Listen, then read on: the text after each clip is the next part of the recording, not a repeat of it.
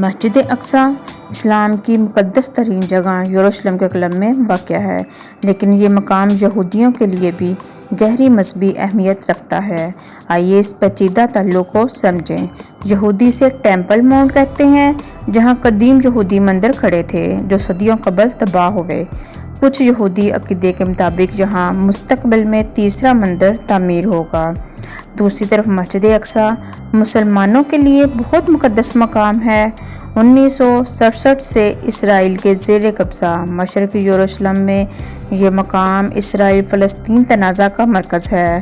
کچھ یہودی گروہ یہاں عبادت کے حقوق مانگتے ہیں، جو مسلمانوں کے لیے حساس معاملہ ہے اور اس سے اکثر کشیدگی پیدا ہوتی ہے۔ یہودی عقیدے کے مطابق ٹیمپل ماؤنٹ وہ مقام ہے جہاں ان کا مسیحا آئے گا۔ یہ مقام ایک تاریخی اور مذہبی علامت ہے جو مختلف عقائد کو جوڑتا ہے۔ اسی لیے یہودی مسجد اقصی کو تباہ کرنے کی پلاننگ کر رہے ہیں، لیکن ہوگا وہی جو اللہ کو منظور